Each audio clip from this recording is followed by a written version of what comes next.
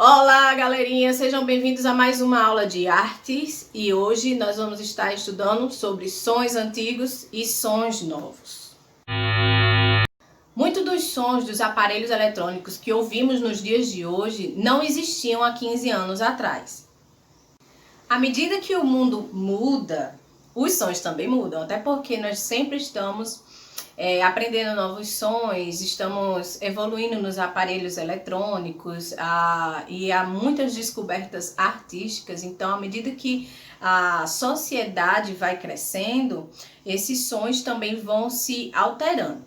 O interessante de pensar sobre isso é que nós nos acostumamos a escutar esses sons. Tem alguns sons que já passam despercebidos por terem se tornado tão comuns na nossa vida que nós não prestamos mais atenção, eles não nos incomodam.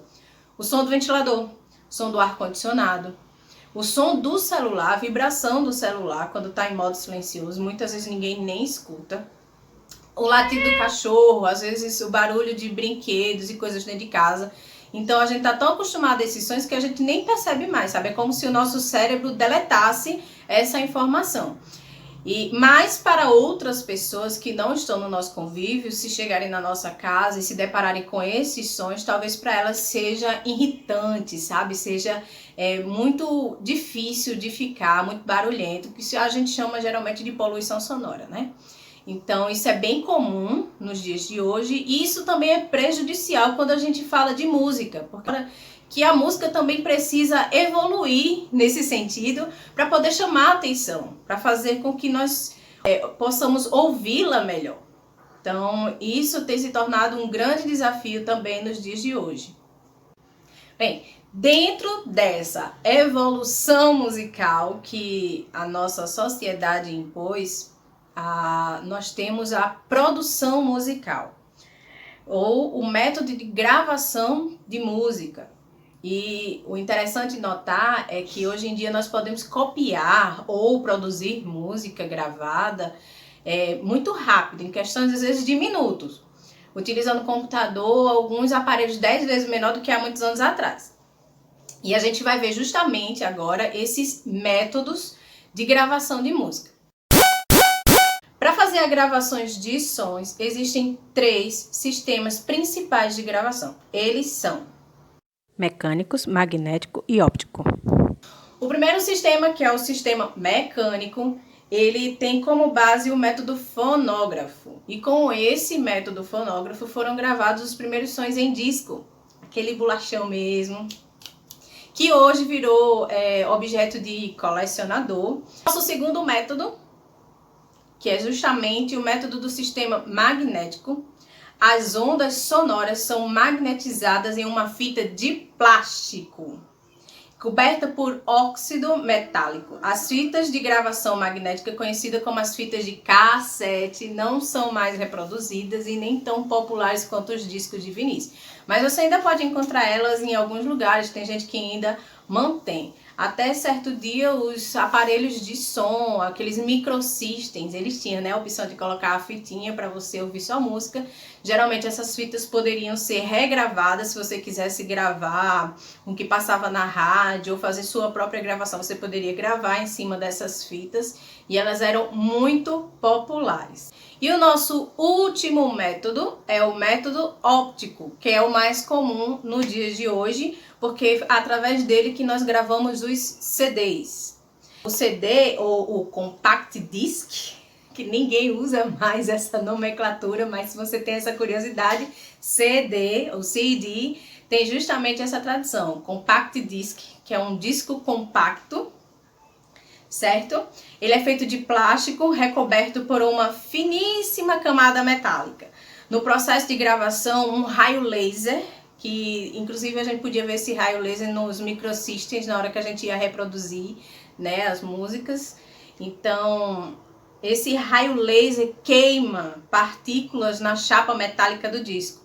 Essas partículas formam uma sequência que pode ser lida por aparelhos de CD. Nesses aparelhos, um laser, que eu falei ainda agora, né, com espelhos e lentes, fazem a leitura do disco e produzem a música que nós ouvimos em casa. Música concreta, eletrônica e eletroacústica. Música concreta. Os ruídos como integrante da composição musical foram utilizados inicialmente pelo compositor italiano Luigi Russolo no século XX.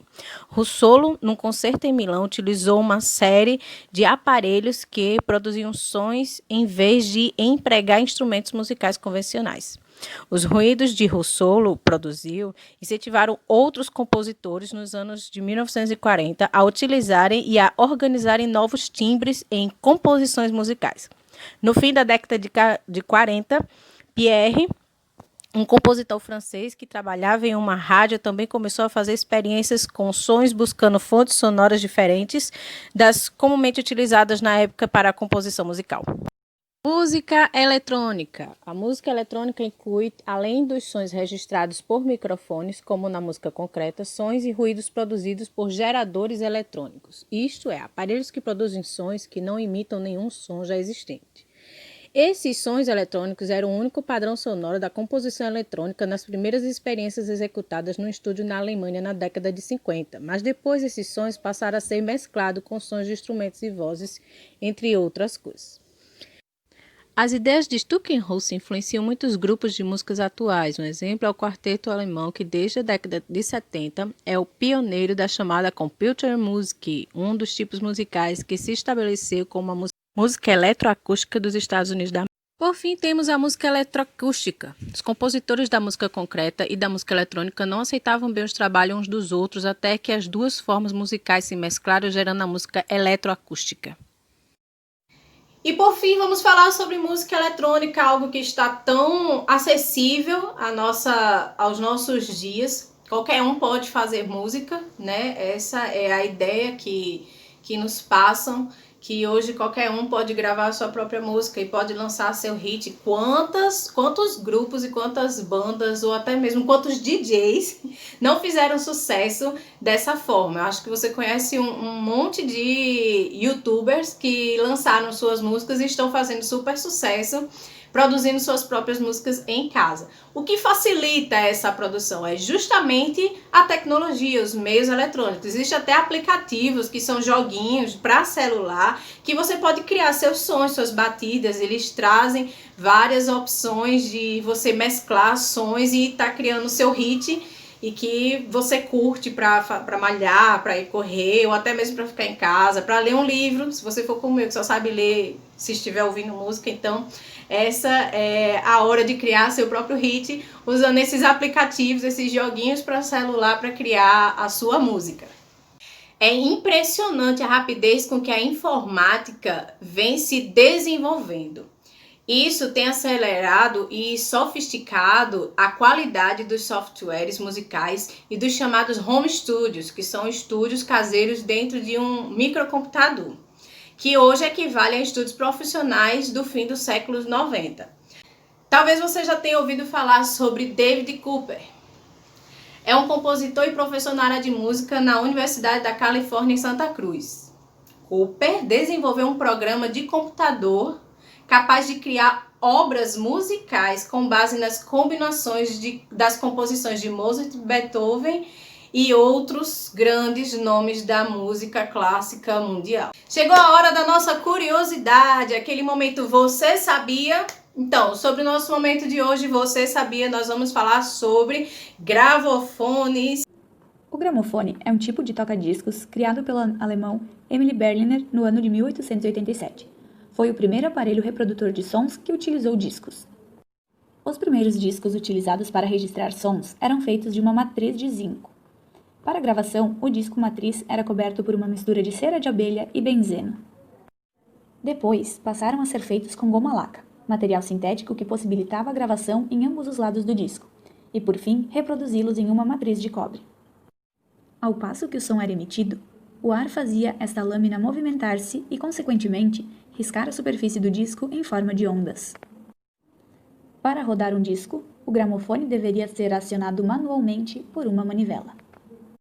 Superando seus concorrentes, a fábrica de Berliner, que produzia o gramofone, era líder no mercado, sendo a principal responsável pela comercialização de discos em diversos países, tendo representação por toda a Europa, China, Índia, Japão. Seu custo na época era de $12. os mais simples. Então é isso, gente. Obrigado pela atenção. Eu espero que vocês tenham entendido. Se não entenderam, deixem suas dúvidas aqui no chat e eu vou estar respondendo na medida do possível. Obrigado, valeu, até a próxima!